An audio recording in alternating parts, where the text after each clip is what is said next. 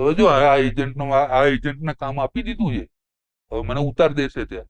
Chicago ઉતારવાની ગણતરી છે, પણ ત્યારે મારા લગ્ન એમને લાઈવ જોયેલા અને એમનો અંતિમ સંસ્કાર મેં લગભગ 4-5 મિનિટથી વધારે નહોતો જોઈ શક્યો. અમે લોકો કલ્ચર જાળવી રાખીએ છીએ, ત્યાં જઈને પછી એવી રીલ્સ જોવાના, એવા વિડીયોઝ મોકલવાના કે જે તમને જોઈને જ ખબર પડી જાય. ઘર જેમ કે સાંજ પડે વાતો એટલે શું થતી હોય કે પેલાનો છોકરો પહોંચ્યો, પેલાનું વધામણું થયું, આ તો 1,10,00,000 પહોંચ્યો, આ 80,00,000 પહોંચ્યો. પિતાના અમેરિકા જવાના અભરખાને કારણે તેમનો પુત્ર પિતાના અંતિમ સંસ્કાર પણ જોઈ શક્યો ન હતો.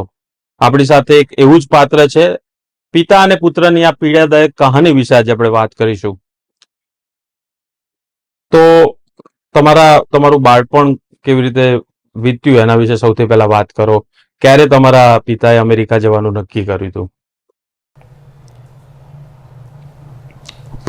લગભગ 96 અમેરિકા ગયેલા. એના પહેલા 92-93 થી એમના પ્રયત્નો ચાલુ હતા અને એ વખતે દાદાએ એમને જવા નહોતા દીધા. 93-94 કદાચ એ ગયા પણ હોત, પણ દાદા જીવતા હતા ત્યાં સુધી એમને જવા નહોતા દીધા. દાદા 94 એક્સપાયર થઈ ગયા પછી પપ્પા ગયા અને 94 એક્સપાયર થઈ ગયા પછી 2-1 વર્ષના પ્રયત્નો પછી 96 એ ગયા યુએસએ. ત્યારે હું 7-8 વર્ષનો હઈશ. શું એમના અમેરિકા જવાના કારણો શું હતા? કઈ તમને યાદ છે? એ વખતે શું ચર્ચા ચાલી રહી હતી ઘરમાં? કેમ જવું છે અમેરિકા? મારા પપ્પાને લઈને મેમરીઝ કઈ છે જ નહીં. 7-8 વર્ષના બાળકને, મારું બાળક અત્યારે 6-7 વર્ષનું છે, તો હું એને જોઉં તો ઘણી વખત એવું થાય કે હું આટલો હોઈશ. હું મારી પત્ની પણ ઘણી વખતે વાતો કરતા, હું મારા મિત્રોને પણ કહેતો હોઉં કે હું મારા બાળક જેટલો હતો ત્યારે પપ્પા ગયેલા. એટલે એવી ક્લિયર કટ કોઈ મેમરી છે નહીં, પણ નાની મોટી ઘટનાઓને લઈને મને પપ્પાની મેમરીઝ છે. જેમ કે મને ક્રિકેટનો બહુ જ શોખ. તો મને યાદ છે કે 96 જે વર્લ્ડ કપ ભારતમાં રમાયેલો, તો એમાં એની બધી મેચો એ લોકોએ સાથે જોયેલી. અને એ વખતે ઇન્ડિયા ન્યુઝીલેન્ડની મેચ અહીંયા અમદાવાદમાં રમાયેલી. તો એ મને એવું કહેલું કે હું તને લઈ જઈશ જોવા. હું બહુ નાનો હતો, મતલબ મને એવી મેમરી છે કે મને એવું કહેલું કે હું તને લઈ જઈશ જોવા.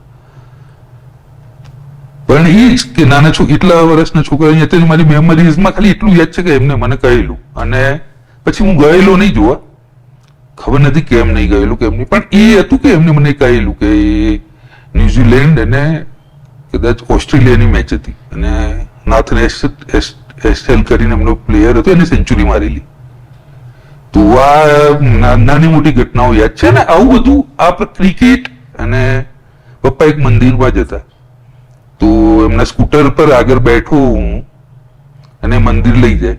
આ 2 મેમરીઝ છે કે જેનાથી મને મારા પપ્પા કેવા હતા એ મને વિઝ્યુઅલાઇઝ થાય. એના સિવાય બીજી કોઈ મેમરીઝ નથી. અને જે તમે પૂછ્યું કે કેમ ગયા તો કેમ જવું પડ્યું હતું, તો એમાં એવું છે કે જે એવું મને કહેવામાં આવ્યું છે કે અમારી આર્થિક પરિસ્થિતિ એ વખતે એટલી સારી નહોતી. ઇવન તો મારા દાદા સ્કૂલના પ્રિન્સિપલ રહી ચૂક્યા હતા, મારા 2 મોટા પપ્પાની સરકારી નોકરી હતી, છતાં મારા પપ્પાએ BA LLB જેવું એક ભણ્યા હતા. તો પણ એમની જોબ ને એક સ્થિરતા આપે જીવનમાં એવી કોઈ નોકરી હતી નહીં એમની.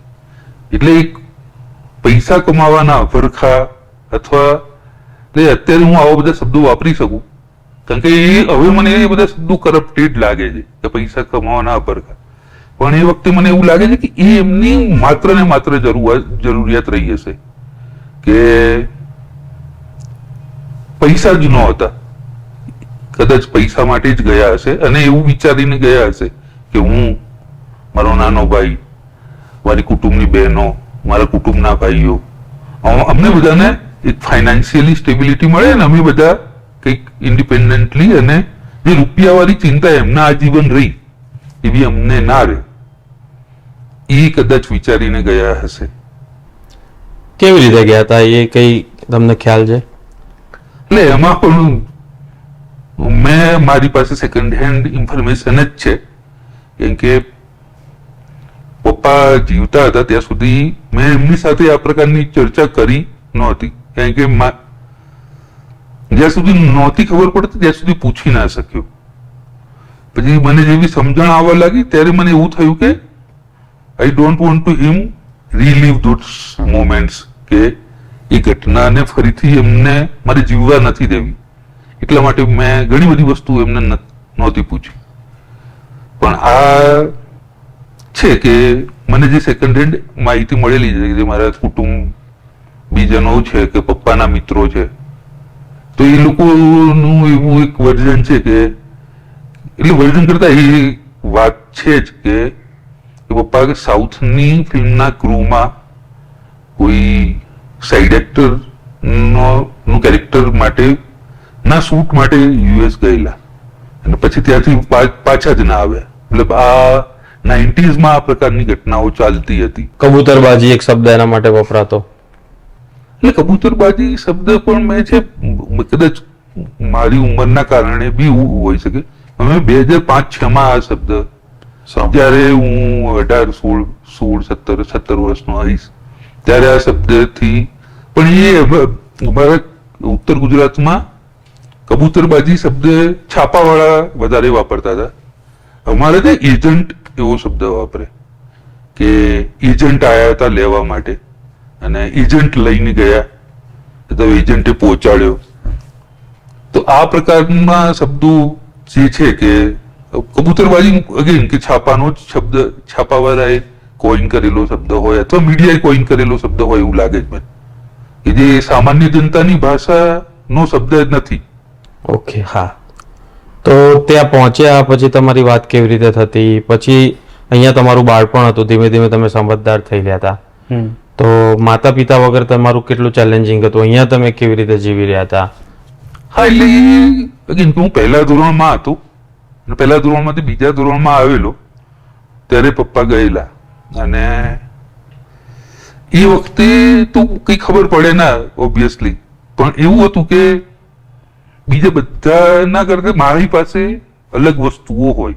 જેમ કે હું પ્રાથમિક શાળામાં ભણતો હતો 7મા ધોરણ સુધી, તો ત્યાં મોટા ભાગે કે બીપીએલ કાર્ડ ધારક કે એવા લોકો કે જે આર્થિક રીતે સક્ષમ નથી એ સારી સ્કૂલોમાં ભણવા માટે, તો ત્યાં હું સૌથી વધારે અમીર હોઉં એવું મને, એટલે મારી મેમરીઝ એવું કહે છે કે સૌથી અલગ પ્રકારની મારી બેગ હોય, મારી પાસે વિડીયો ગેમ, એ બધું. તો આ બધું મને પપ્પા મોકલતા ત્યાંથી, તો આવી મેમરીઝ છે. પણ વાત એ છે કે મને યાદ વધારે એ વખતે નહોતી આપતી, કારણ કે એ વખતે મને એટલી સમજણ નહોતી અને એ વખતે જરૂરિયાત પણ નહોતી. કારણ કે એ વખતે તું એવું હોય કે મમ્મીને પૂછીએ તો કે ગયા છે દિવાળી આવી જશે, આ એક કોટ અનકોટ શબ્દ સાંભળવા મળતો, અને એ દિવાળી આવી જ નહીં ક્યારે પણ હા એવું કહેતા કે આ દિવાળી આવી જશે પપ્પા. અને પછી 96 માં ગયા, પછી 99, 2000 સાલ આસપાસ એવું નક્કી કર્યું અમારા કુટુંબવાળાએ કે અમને લોકોને પણ મોકલી દઈએ ઇલીગલી. તો હું, મારો નાનો ભાઈ, મારી બેન અને મમ્મી, અમે 4 જણને ત્યાં મોકલવાનો પ્રયત્ન શરૂ કર્યો. તો બહુ બધા એજન્ટ્સને મળ્યા, બહુ બધા એવા લોકો જે આ પ્રકારની મોડસ ઓપરન્ડી હોય કે આ પ્રકારની પ્રવૃત્તિથી તમને મોકલી આપે અમેરિકા. તો એ પ્રયત્નો શરૂ થયા, પણ ઘણી બધી વખતે કે અમે 4 જણા હતા તો એ 4 જણને એક સાથે મોકલવા મુશ્કેલ રહેતા હતા એજન્ટને. તો ઘણા લોકો એવું કહે કે પેલા મમ્મીને અને એક ભાઈને મોકલી દઈએ, બીજા 2 જણને પછી મોકલીશું. તો મમ્મી તૈયાર નહોતી થતી કે ના કે આપણે બધા સાથે જ જઈએ, એ તો થશે એમ કરીને એક મતલબ 2000 નું વર્ષ ગયું, 2001 નું ગયું. 2002 હું 8મા 9મા ધોરણમાં આવીશ ત્યારે એવું નક્કી કર્યું મમ્મીએ કે હવે જવું જ પડશે, કારણ કે પપ્પાને જઈ 6-7 વર્ષ થઈ ગયા હતા ને એવું કોઈ ફ્યુચર હતું નહીં કે ત્યાં એ લીગલી થઈને પાછા આવી શકે, કારણ કે એનો ટાઈમ બહુ લાંબો રહેતો હોય છે કે 20 વર્ષ 25. એ વખતે એવું કહેવાતું કે 10 વર્ષમાં તમને ગ્રીન કાર્ડ મળી જાય. એ વખતે 2099-2000 તો અમે લોકો એવું વિચારતા હતા કે 10 વર્ષ થશે એટલે પપ્પા આવી જશે અથવા અમને જવા મળશે એવું. પણ એ થઈ ના શક્યું. પછી 2002 ના અંતમાં એવું થયું કે અમને ચારેના કામ થયું, પણ એવું વાત કરવામાં આવી કે પેલા મમ્મી જશે અને એના 4-5 દિવસ પછી અમને 3 જણને મોકલવામાં આવશે. તો મમ્મી ગઈ, પછી અમારે 3 જણનું થયું જ ના. અચ્છા, એટલે એમાં કોણે શું કર્યું એ નથી ખબર, પણ આવી એક એટલે અત્યારે હું જાતે પણ આ બધી ઘટનાઓને રિલીવ કરવાનો પ્રયત્ન નથી કરતો. તો તારી સાથે વાત થઈ રહી છે તો હું કહી રહ્યો છું. તો આ બધા વિચારો હું રાખતો નથી મગજમાં, કારણ કે બીજી બધી વસ્તુને બીજી બધા વિચારોથી લઈને દિમાગને બિઝી રાખવાનો પ્રયત્ન કરતો હોઉં. પણ એ જ છે કે મમ્મી ગઈ અને અમને એવું કહેવામાં આવ્યું કે તમને 4-5 દિવસમાં મોકલીશું, પણ એ થઈ ના શક્યું. અને હા, પછી અમે હું મારો ભાઈ કે મારી બેન અમે લોકો કોઈ ગયા જ નહીં ત્યાં. અને અત્યારે હું બેઠો છું, આપણે વાત કરી રહ્યા છીએ. જીવનનો એવો કયો તબક્કો આવ્યો જયારે તમને લાગ્યું કે યાર કેમ ગયા લોકો, ને ક્યાં પછી સાથે ગયા હોત, અથવા શા માટે જવું પડ્યું એમ, અહીંયા શું નથી, કે શું તમને ક્યારે એવો એ તબક્કો ક્યારે આવતો? એ છે ને, મને 10મા ધોરણ પાસ કર્યા પછી મને સૌથી વધારે એવું થયું કે પપ્પા હોત અહીંયા, મમ્મી પણ નહોતી ત્યારે, કારણ કે 2004માં મારું 10મું પાસ થયું. ત્યારે એવું થયું કે કઈ સ્ટ્રીમ લેવી. હું એવરેજ સ્ટુડન્ટ હતું, મારે 75 થી 80 વચ્ચે પર્સન્ટેજ રહેતા. એવરેજ મતલબ સ્કોલર બી નહીં પણ એકદમ પેલું પણ નહીં, પણ એ એવું કન્ફ્યુઝન રહેલું મને કે શું લેવું આગળ. એ બહુ અત્યારના કોન્ટેક્સમાં બહુ નાની વસ્તુ લાગશે, પણ એ 16-17 વર્ષના છોકરાને એવો નિર્ણય ના લઈ શકે જાતે કે શું કરવું, જેવું એવું કોઈને કહી પણ ના શકે કે એને શું કરવું છે. તો આ તમે જેની સાથે રહેતા હોય એ લોકો મારી મચેડીને એવો પ્રયત્ન કરે કે એને બનાવી દઈએ, કે એને ડોક્ટર બનાવવો જોઈએ, કે પેલું કરવું જોઈએ, કે ફલાણું કરવું જોઈએ, કે ઢીકણું કરવું જોઈએ. પણ એ વખતે મને સૌથી વધારે થયેલું. પછી એ વખતે મને ધરારથી સાયન્સમાં એડમિશન લેવડાવેલું, 11 સાયન્સમાં. મેં લગભગ 7 દિવસ ગયો હોઈશ અને મેં નક્કી કરી લીધેલું, મેં કહી દીધેલું કે હું નહીં ભણું સાયન્સ, મારે કરવું હતું આર્ટ્સ. એ વખતે ગુજરાતી ભાષામાં, અને એ બધું મતલબ જે સાહિત્યવાળી ઘટના છે કે ભાષા માટે મને થોડો પ્રેમ હતો. તો મને એવું હતું કે હું પણ એ મારી કહેવાની વખતે હિંમત ના થઈ કોઈને. તો પછી બીચ કા રાસ્તા નહીં હોતા, પણ મેં વચ્ચેનો રસ્તો કાઢ્યો અને મેં એવું વિચાર્યું કે કોમર્સ લઈ લઉં. તો એ રીતે કોમર્સ લીધું. 2-1 વર્ષ ગયા. અગેન પછી અને જે 16-17 વર્ષની ઉંમર હતી ત્યારે બહુ બધું એવું થયેલું, બહુ બધી રીતે પપ્પા યાદ આવતા, કે અથવા મમ્મી પણ યાદ આવતા, કે એ વખતે હું સૌથી વધારે મિસ કરતો હતો. જે કહેવાય, હા, એટલે મને ખબર પડી રહી હતી કે આ શું ઘટના માંથી હું પસાર થઈને આટલી ઉંમરે થયું. હું 8 વર્ષનો હતો. 8 ત્યારે પપ્પા ગયેલા, અને લગભગ હું 13-14 કે 15 વર્ષની ઉંમરનો હોઈશ ત્યારે મમ્મી ગઈ હતી. તો ત્યારે પણ હું એ એજમાં તો નહોતું જ, કે મતલબ અત્યારના છોકરાઓ ને બધી સમજણ વહેલી પડવા લાગે છે, પણ હું જે જનરેશનમાંથી છું અને 16 વર્ષની આસપાસ થયો ત્યારે મને ખબર પડી કે આ છે કે હવે અત્યારે જરૂરત છે એમ. તો એ વખતેથી મને કોન્સ્ટન્ટલી એમની જરૂરિયાત લાગી ને એના કારણે હું મૂંઝવણમાં પણ બહુ રહ્યો. બહુ બધા નિર્ણયો લઈ ના શક્યો અને બહુ બધું એ થયું. એ ખૂબ જે જોઈએ આપણને કે આ એ લોકો વાત કરવા માટે જોઈએ, કારણ કે અમે લોકો, હું, મારો ભાઈ, મારી બહેન, અમે લોકો બીજાના ઘરે રહેતા હતા. એમાં બીજાના ઘરે પણ એવું હતું કે હું એમના એમના 4 છોકરા હતા. તો અમે બધા અલગ અલગ, ત્રણે ભાઈ બહેન અલગ વ્યક્તિના ઘરે રહેતા હોય. ઓકે, સેપરેશન એક ફીલ થાય. તો એ અત્યારે હું મતલબ જોઉં છું ને, એ ઘટનાઓ યાદ કરું તો મને એ વધારે થાય કે એ બધું વસ્તુ મને વધારે અફેક્ટ કરી છે. ત્યાં શું કરતા મમ્મી પપ્પા? ત્યાં શું કામ કરતા? બીજા પણ લોકો હતા આસપાસના ગામોના કે સર્કલ હતું એક એમનું મિત્ર વર્તુળ હાથે? એમનું મિત્ર વર્તુળ એવું હતું કે પપ્પા લગભગ 4 સિટીમાં રહ્યા શરૂઆતથી લઈ. શરૂઆત મમ્મી ગઈ એ પહેલા શિકાગો હતા, પછી ફિલાડેલ્ફિયા હતા, પછી ન્યુજર્સી હતા, અને પપ્પા એવા પહેલા હતા અમારા કુટુંબમાંથી કે જે ગયા. પછી મમ્મી ગઈ, પછી મારો એક કઝિન ગયો, પછી મારો જે કઝિન ત્યાં ગયો, એના લગ્ન કરાવ્યા ત્યાં પપ્પાએ. પછી બીજા 2 કઝિન ગયા. અત્યારે લગભગ અમારા ટોટલ 4, મારા પપ્પા ને ભાઈ ને બીજા 2 એમની બહેનો, અને એના સિવાય અમારું એક્સટેન્ડેડ ફેમિલીના બધાથી લગભગ 30 જણા ઇલીગલી યુએસ માં સ્થાયી છે અત્યારે. બરાબર. તો પછી તમારી વાત થતી તો ક્યારે તમે પૂછતા કે ભાઈ ક્યારે આવવાના છો, ક્યારે જવાનું છે, શું થયું, ગ્રીન કાર્ડ મળશે કે નહીં, શું કારણ હતા તો તમે ગયા, મૂકીને ગયા તે ક્યારે એવી ચર્ચાઓ થઈ? એટલે શું કારણ હતું એવું ચર્ચા કરવાની મારી મતલબ એ જ હતી કે જ્યાં સુધી ખબર નહોતી પડતી ત્યાં સુધી હિંમત ના થઈ. એ અન્ય કારણોથી, અને જ્યારથી ખબર પડવા લાગી ત્યારથી પણ પછી મારી હિંમત ના થઈ શકી તમે કેમ ગયા. તો એ છે કે મેં એમને ક્યારે કેમ એવું નથી પૂછ્યું કે તમે કેમ ગયેલા.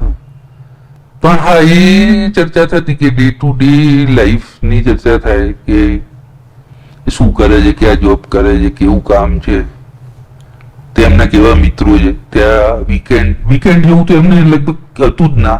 એ લગભગ 365 ડેઝ જોબ જ, મતલબ એક પણ દિવસ છૂટી નહોતી રહેતી, અને 10 થી 12 કલાક નોકરી કરતા. ઉત્તર ગુજરાતમાં એક સામાજિક રીતે, સોશિયો પોલિટિકલ રીતે આપણે જોઈએ તો શું એવું આકર્ષણ છે કે ભાઈ અમેરિકા જેવું છે, ગામે ગામમાં પરિસ્થિતિ કે ભાઈ આ ગામમાં આટલા ઘર અમેરિકામાં છે, આ ગામમાં આટલા ઘર અમેરિકામાં છે. તમને શું કારણ અત્યાર સુધી તમને અનુભવ આવ્યું છે, શું લાગી રહ્યું છે તમને?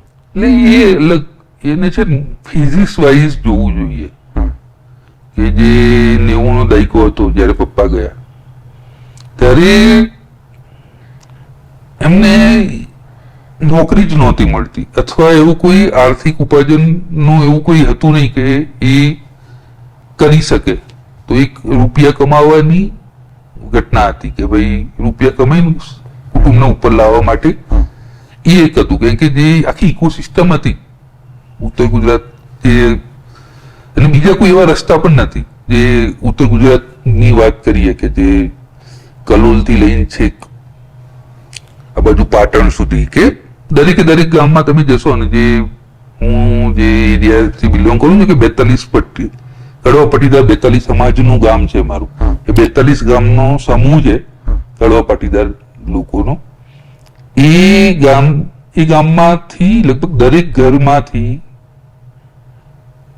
માત્ર પટેલ નહીં પણ દરેક કોમ્યુનિટીના લોકો ઘર દીઠ 1 થી 2 જણા અમેરિકા હશે. હવે આ થઈ, મતલબ એ શરૂઆતમાં જે રીતે વાત કરી કે આ તમારો પ્રશ્ન હતો કે કઈ રીતના કયા એરિયાના લોકો છે.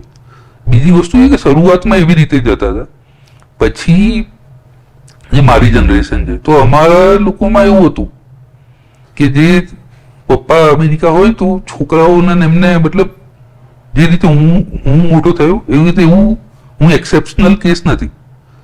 મારા જેવા તમે કલોલથી ચાલુ કરશો તો અગેન મેં 42 સમાજની વાત કરી, તો 42 સમાજના દરેક ગામમાં દરેક મહેલામાં મારા જેવો ઓછામાં ઓછા 2 થી 3 કેસ મળી જશે. જે મા બાપ વગર અથવા મા બાપ વગર અથવા કોઈના ઘરે રહીને મોટા થયા હોય. તમને ના ઈચ્છા થઈ કે ના મારે જતું રહેવું છે મોટા થયા પછી? એટલે મને મોટા થયા કરતા નાનો હતો ત્યારે બહુ એવું હતું, હું જતો રહું એ પપ્પાને મળવાની ઈચ્છા એવી હતી. તો મેં પણ હું 3 વખત હું રિજેક્ટ થયેલું છું યુએસ વિઝામાં. વિઝિટર માટે એટલે એવી ખબર જ નહોતી પડતી કે વિઝિટર છે કે સ્ટુડન્ટ છે કે કેવી રીતે લઈ જઈ રહ્યા છે. તો પણ મને એવું અંદરથી ક્યારે પણ નથી થયું. કદી શરૂઆતમાં થયેલું કે હું જઉં, પણ પાછળથી મને આ જે કાળી મજૂરી અને જે પપ્પા ઘણી વખતે વાત કરતા, તો મારી બીજી અભિપ્સાઓ હતી અને બીજી આશાઓ, બીજું મારે ઘણું બધું કરવું છે. તો મારે નહોતું જવું, એ મેં નક્કી કરી લીધેલું કે હું નહીં જઉં ક્યારે પણ. હા, એવું છે. મેં શરૂઆતમાં પ્રયત્નો કરેલા અને પછીથી મને એવું પણ થયેલું કે હું એટલીસ્ટ વિઝિટર વિઝા લઈને જઈ આવું. પણ મેં એટલા માટે જ પ્રયત્ન નહીં કરેલો, કારણ કે મને ખબર હતી કે હું જઈશ ને તો હું ત્યાં આ BCS સર્કલ છે ને એમાંથી હું બહાર નહીં નીકળી શકું. હું કોઈ જઈશ તો પછી હું પાછો નહીં આવી શકું. દેટ આઈ નો. બધા એવું કહે છે કે ત્યાં કાળી મજૂરી છે, બરાબર? તમારી જે જનરેશન છે એમાંથી ઘણા બધા લોકો છે, મારા જ ઘણા બધા લોકો છે.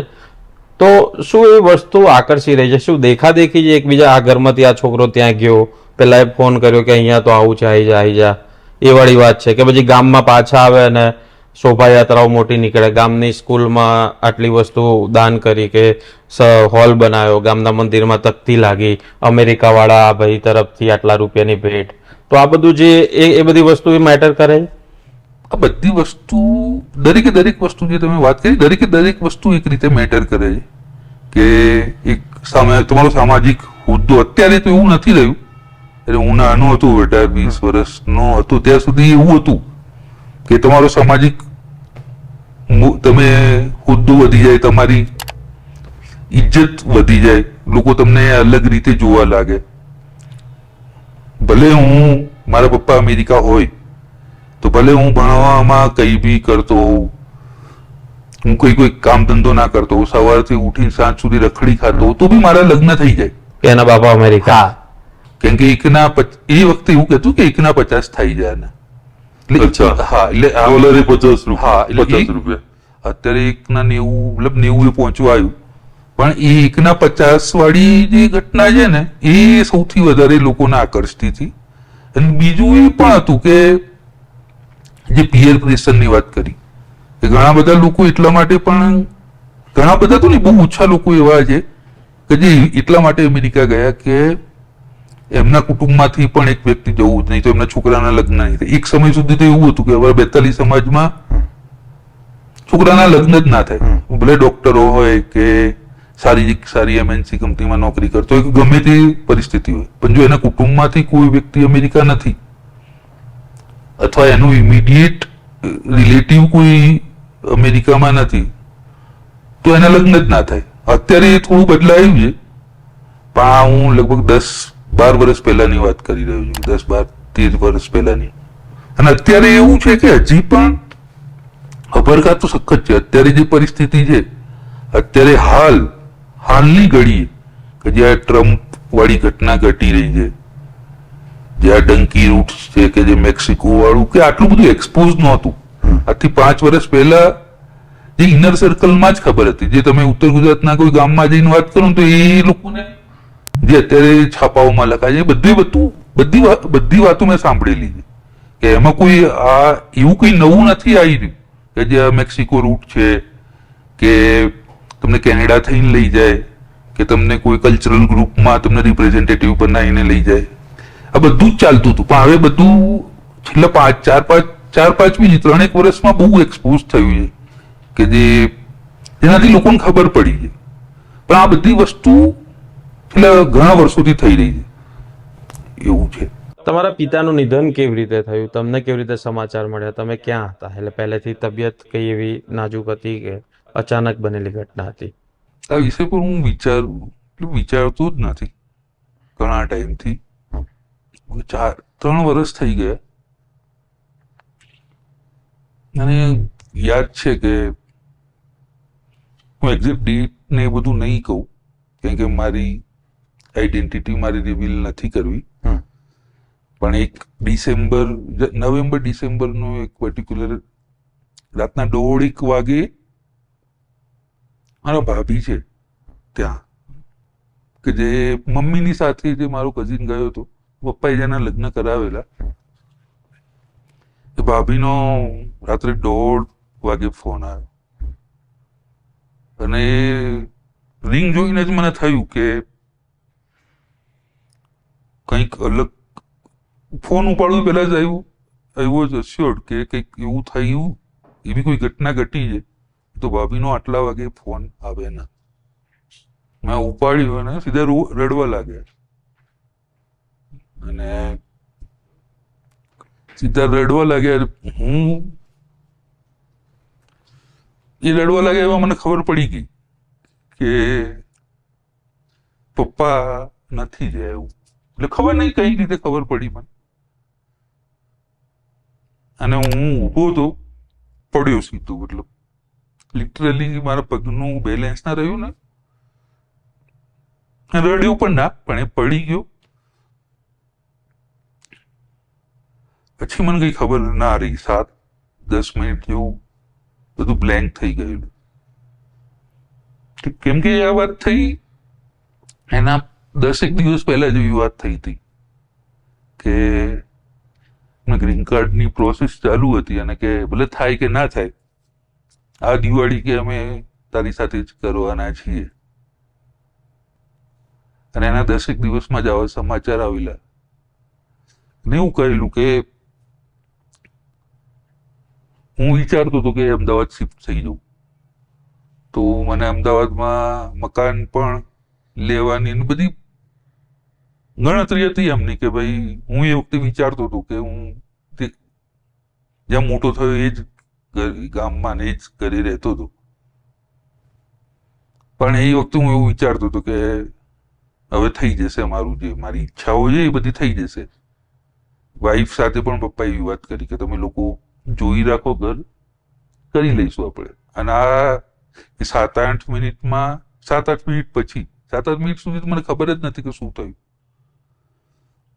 પછી મને બધું ફ્લેશ થયું કે યાર મળી જ ના શક્યું હું એમ. કેમ કે મારું બાળક અત્યારે એ જ ઉંમરનું છે જે ઉંમરનો હું હતો. અને બધું વિડીયો કોલ છે એ બધી વસ્તુ ઠીક છે, પણ જે ફિઝિકલ ટચ અને મળી વાત કરવાની ઘટના જ કોઈ ના ઘટી. તો એ વસવસો રહ્યો. પણ એ થયું એમાં એવું થયેલું કે મને જે કહેવામાં આવ્યું છે કે એમને હાર્ટ એટેક આવેલો અને રોજની જેમ સ્ટોર પર હતા અને અનઇઝી ફીલ કરી રહ્યા હતા. અને મમ્મીને એવું કહ્યું પપ્પાએ કે હું જઉં છું ઘરે, તને તારું પૂરું થાય એટલે કહેજે હું તને લેવા. 5 કિલોમીટરનું જ અંતર હતું. તો કે હું તને આવીને પિકઅપ કરી જઈશ. મમ્મી કીધું ઓકે તમે જાઓ. તો પપ્પાએ ઘરે ગયા અને એમને એવું થયું કે છાતીમાં દુખાવા લાગ્યું અને મમ્મીને પણ એ અંદાજો આવી ગયેલો કે કંઈક અજીબ છે. તો પપ્પા ગયા નહીં, 15મી મિનિટે મમ્મી પણ ઘરે પહોંચી ગઈ. જે બીજા અમારા સ્ટોરમાં એક બેન હતા એ મૂકી ગયા, મમ્મીને ડ્રોપ કરી ગયા. મમ્મી ડ્રાઈવ નથી કરી શકતી અને એવું છે. તો મમ્મી પહોંચી અને મમ્મીએ જોયું ને પપ્પા પડેલા ફર્શ પર, ઓલમોસ્ટ ડેડ હતા. ત્યાં પછી 911 પર કોલ કર્યો એમને અને આ બધી ઘટના ઘટી. અંતિમ સંસ્કાર તરફ જઈએ તો કેવી રીતે અંતિમ સંસ્કાર થયા? અને ખાસ કરીને એક કાંધ આપવાની વાત હોય કે દીકરો કાંધ આપે, બરાબર? અને એક અંતિમ સંસ્કાર સમયે દીકરો પોતાના બાપની પાસે ના હોય. એટલે એ ટાઈમ મને બહુ લાંબો લાગેલો કે જ્યાં મને ફોન આવ્યો રાત્રે અને ત્યાંથી હું બીજી કોઈ જગ્યાએ હતો, ઘરે પણ નહોતો, અને મારો ભાઈ ઘરે હતો એ વખતે કે જ્યાં અમે સાથે રહેતા હતા. તો રાત્રે 1:30 વાગે અમે ત્યાંથી બીજા કોઈ સ્થળેથી ઘરે પહોંચ્યા અને આખી રાત રોકકડ ને બધું ચાલ્યું. પછી 2 દિવસ પપ્પાને કોલ્ડ સ્ટોરેજમાં રાખ્યા, કેમ કે અગેન મેં તમને પહેલા કહ્યું હતું કે અમારું એક્સટેન્ડેડ ફેમિલી બહુ બધું છે ત્યાં. બધા ભેગા થયા ઘરે. એ લગભગ 25-30 કલાક જે એકાદ દિવસ રહ્યો એ બહુ મને બહુ મારા જીવનના સૌથી લાંબા 30 કલાક હશે. એમાં શરૂઆતમાં એ બધા વિચારો આવતા જે તમે પૂછ્યું, પણ પછી બધું ખબર નથી મને કે નીકળી ગયું. હું પડ્યો રહેતો એક બાજુ અને હા મતલબ એવું જ હતું કે એ બધાથી મને એવું લાગે છે કે હું પરે થઈ ગયો હતો. જે મોટા ભાગના લોકોને સામાન્ય લાગતું હોય કે કાંદ આપવા વાળી વાત છે ને એ બધું છે કે મને એવું લાગેલું કે કદાચ મને ઇન્ટરનલી એવું અહેસાસ થઈ જ ગયો હશે એટલા માટે કહ્યું. હું શ્યોર નથી, કારણ કે 30 કલાકમાં જે થયું હું યાદ બી નથી કરતો. આજે લગભગ 3-3.5 વર્ષ થયા, આજે યાદ કરી રહ્યો છું. પણ એ શરૂઆતમાં 1-2 કલાકમાં મને એવું હતું કે હું પ્રયત્ન કરું કે વિચારવાનો, પછી મેં વિચારવાનો પ્રયત્ન કોન્સ્ટન્ટલી જે બેઝિક કામ હોય એમાં કામ કરવા લાગ્યો અને સૂઈ રહેતો બસ. દિમાગને મેં વિચારવાથી જ બંધ કરી દીધેલું કે હું કોઈ પણ પ્રકારનો વિચાર ના આવવો જોઈએ. અને જે બી કામ હોય એ મિકેનિકલ કામ હોય કે જેમાં મારી ઇન્ટેલિજન્સની કે એનું 0 યોગદાન હોય. હા, કે મતલબ નળ ચાલુ કરવા જેવી વાત છે. નળ ચાલુ કરવું, સ્વિચ ચાલુ કરવું, કોઈ પર્ટિક્યુલરલી કોઈ વસ્તુ લેવા જવી હોય બજારમાંથી તો એ લઈ આવો, એવા બધા કામ કરતો. પણ વિચારવાનું અને મેં મારા મિત્રોને પણ હું નહોતું મળ્યું. એટલે બધા આવતા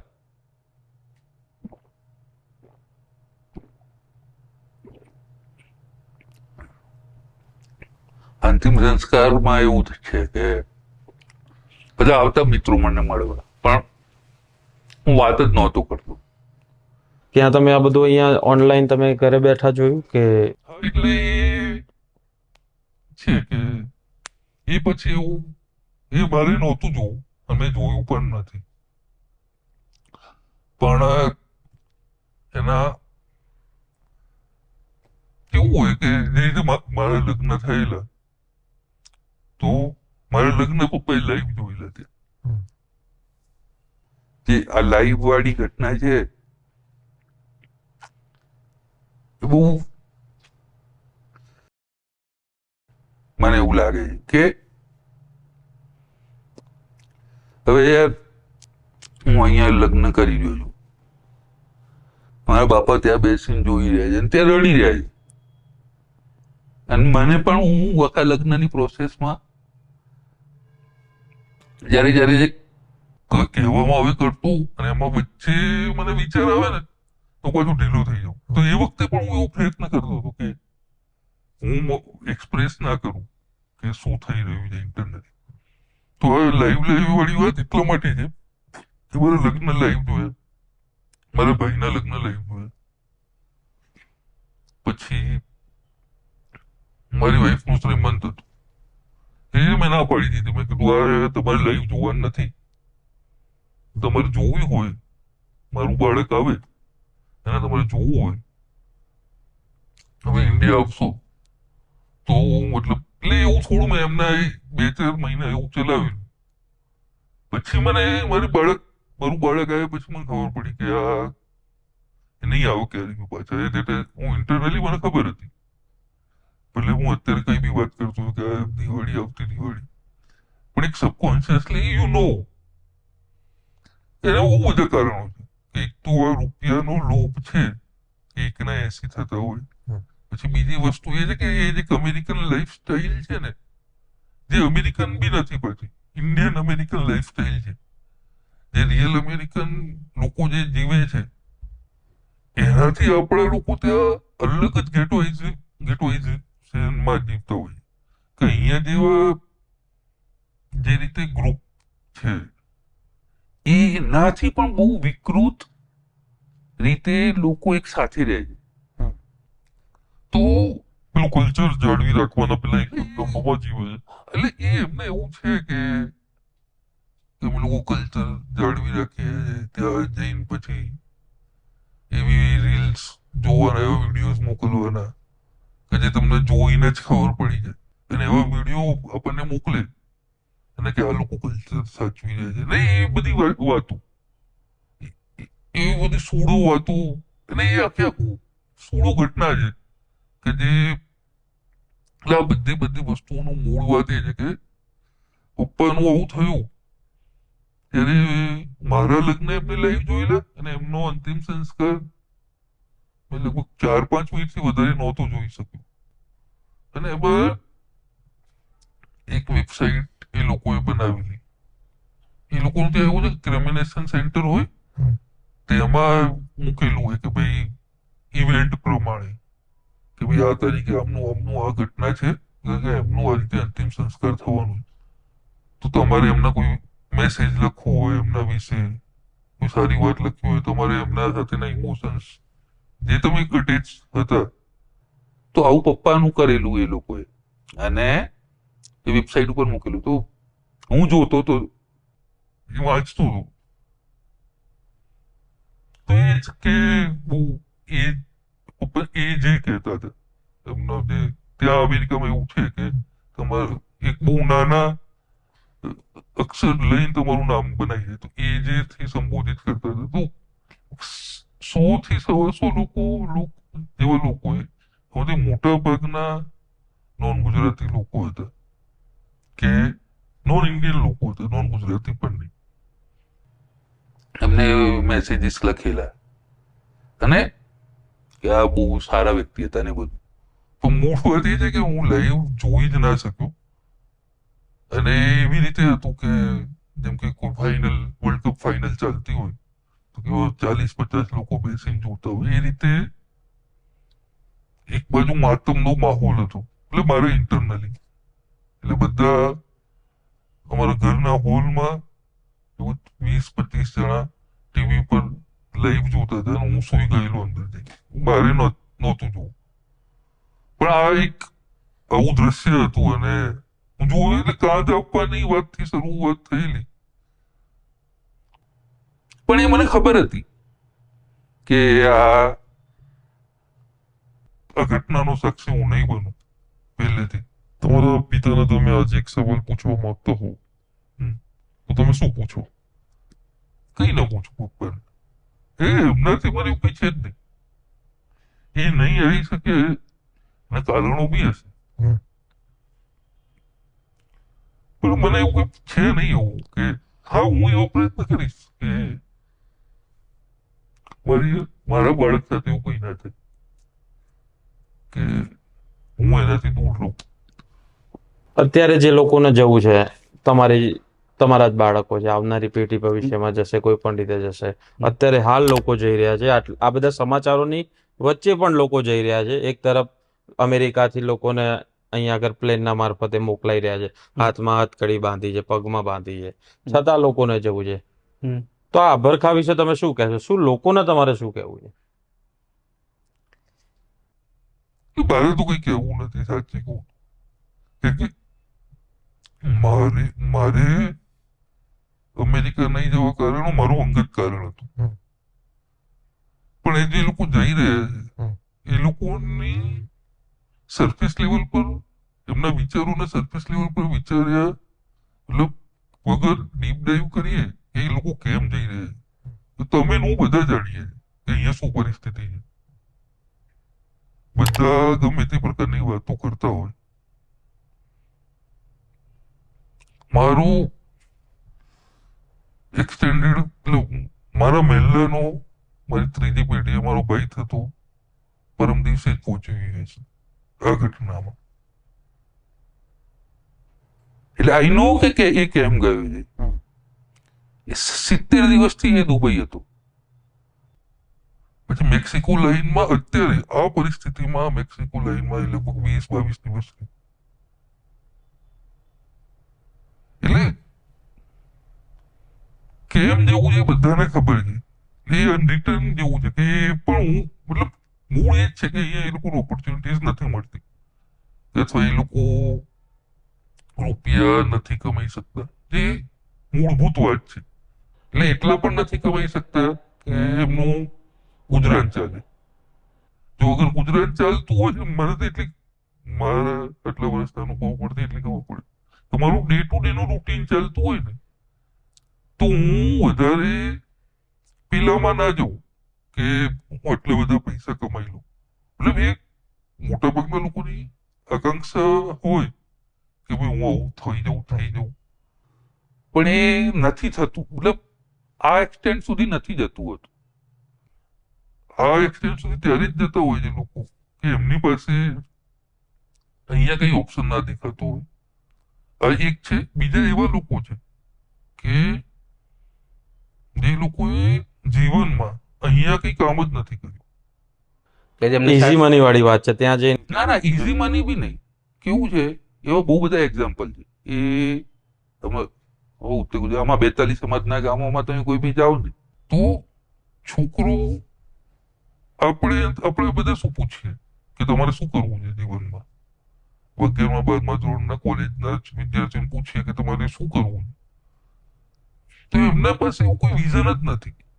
વિઝન કરતા બી એવું કઈ છે જ નહીં કે મારે આવું કઈ કરવું છે, કે આ પ્રકારની નોકરી કરવી છે, આવું કઈ કરવું છે. એવું કોઈ વિઝન જ નથી. એક જ વસ્તુ છે કે ફોરેન જવું છે. એમાં માત્ર અમેરિકાની વાત નથી કે અમેરિકા છે, ઓસ્ટ્રેલિયા છે, યુકે છે, ઘણા બધા દેશો, લોકો જર્મની, મતલબ એવા દેશોમાં એવા લોકો જાય છે ને કે એમને એવું છે અમે ત્યાં જઈને કરીશું. અહીંયા એ લોકો ક્રિકેટના સટ્ટા રમતા હોય, સવારથી સાંજ સુધી પત્તા રમતા હોય, એમાં દેવા કરતા હોય. આ જે વસ્તુ છે ને કે જેમની પાસે કઈ વિઝન નથી, કે એમને અગેન મારા જેવું જ છે. એમના બાપાઓ અથવા એવા જ કલ્ચરમાં મોટા થઈ રહ્યા છે કે જેમને ઘર જેમ કે સાત પડી વાતો ઓટલે શું થતી હોય કે પેલાનો છોકરો પહોંચ્યો, પેલાનું વધામણું થયું, આ તો 1 કરોડ 10 લાખમાં પહોંચ્યું, આ 80 લાખમાં પહોંચ્યું, અને કે પેલા કબૂલ આ ગયો એટલે આપણે જવું પડશે. સામાજિક પ્રેશર એવું. ના પ્રેશર બી નહીં, પણ કેવું છે કે જેમ કે તમે હું મળીએ તો આપણે શું વાત કરીએ, તમે તે કઈ પિક્ચર જોઈ છેલ્લી, કે તું ક્યાં ફરવા ગયો હતો, અથવા આ વિષય પર હું કઈક કામ કરી રહ્યો છું, અથવા અહીંયા નોકરી છે. આપણી ચર્ચાઓ આવી થતી હોય.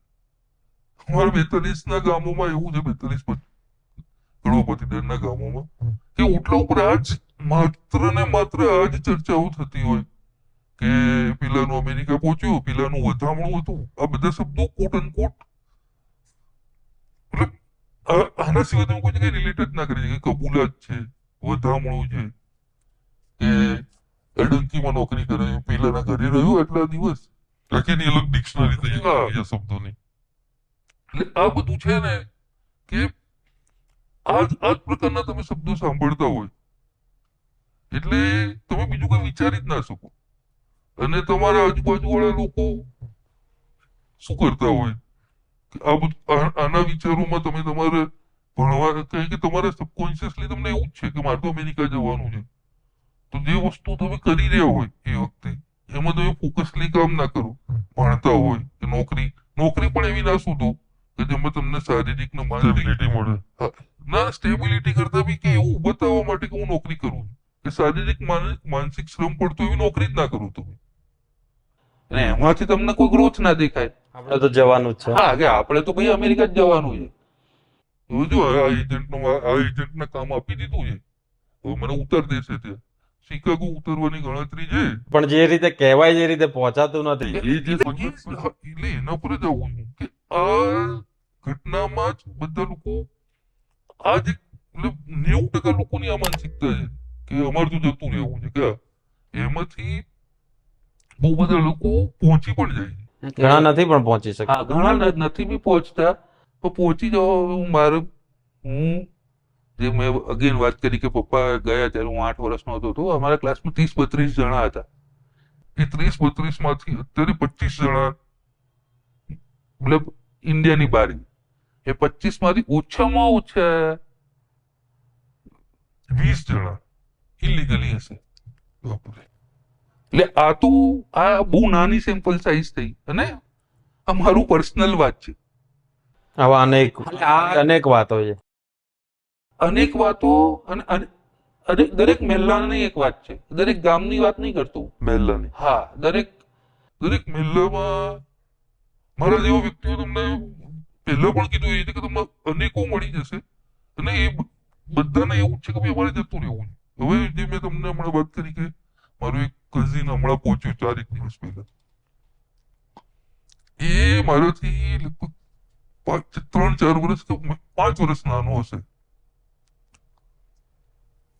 હજી સુધી એને કઈ એવી કામ ધંધો નહીં, નોકરી ધંધો નહીં. સવારે ઉઠવાનું, એવા લોકો પાસે બેસવાનું કે ભાઈ અમેરિકા જવું છે. ઉઠલાઈ જઈને એ ગામ રહેતા હોય નાના એવા ટાઉનમાં, એની નજીક 10 કિલોમીટરના અંતરમાં એમનું ગામ હોય, એ ગામ જવાનું, તે ઉઠલી બેસવાનું, પંચાતો કરવાની, સિગરેટ પીવાનું, દારૂ પીવાનો, પત્તા રમવાના,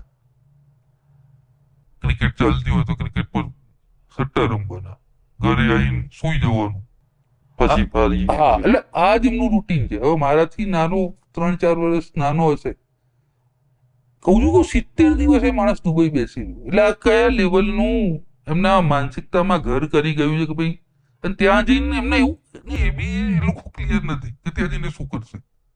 એટલે એ એક નક્કી છે કે નોકરી કરીશું, 12 કલાક 14 કલાક નોકરી કરીશું, પણ એ એમને વિધિન 1 મંથમાં જ રિયલાઇઝ થઈ જાય છે કે ભાઈ આ જે બધું અમે વિચારેલું હતું એવું કઈ છે નહીં.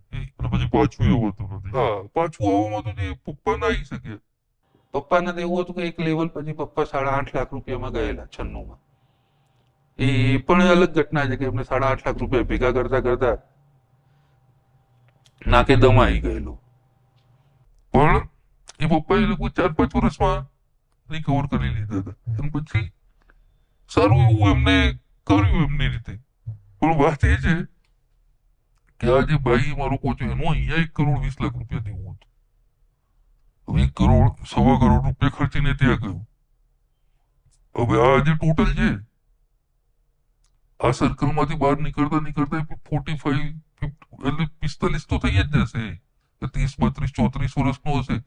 7, 8, 10 વર્ષ સુધી તો એ 3.25 કરોડ રૂપિયા ક્યાંથી કાઢી શકશે. અને જયારે એની રિયલ ઉંમર આવશે, એનું છોકરું છે, ત્યારે બધું પછી એનું એજ ઘૂંટાયા કરશે. એટલે આ બી એક કારણ છે કે મેં નહીં જવાનું નક્કી કરેલું. થેન્ક યુ વેરી મચ, તમે અમારી જોડે વાત કરી. તો અમારી સાથે જોડાયેલા રહેજો. સોમાનને લાઈક કરજો, શેર કરજો અને સબસ્ક્રાઇબ કરજો. આવી જ અનટોલ્ડ સ્ટોરી લઈને અમે તમારા સુધી આવતા રહીશું. ખૂબ ખૂબ ધન્યવાદ.